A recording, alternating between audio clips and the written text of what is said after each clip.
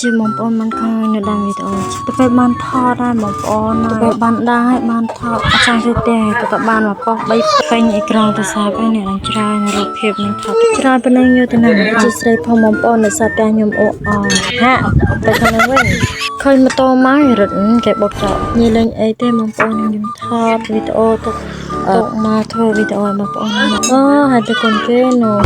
បងប្អូនមើលការឈុកគេដល់មិនតែហ៊ានទេខ្លាំងចាស់គេខ្លាំង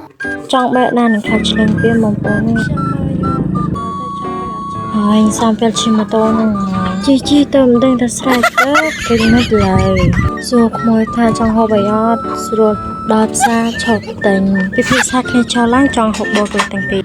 តែខ្ញុំមានន័យទេគាត់ចង់ហូបបោកខ្ញុំចង់ហូបដងកលោកសាញ់លឿនពេកវាអត់បានកាត់ឆ្កូតចឹងណាមកដល់កន្លែងយើងជឿជាក់ម្ដង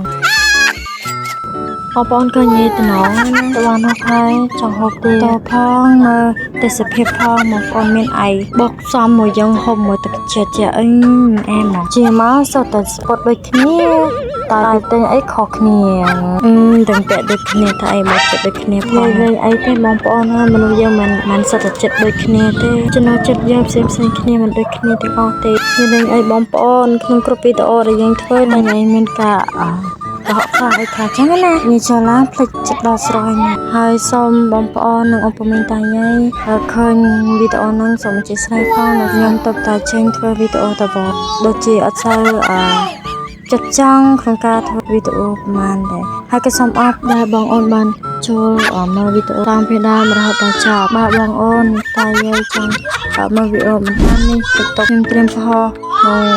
TikTok ហើយអរគុណបងប្អូនហើយក៏សូមជម្រាបលាដល់បងប្អូនវីដេអូនេះក៏មានតែប៉ុណ្្នឹងសូមជម្រាបលាសូមអរគុណ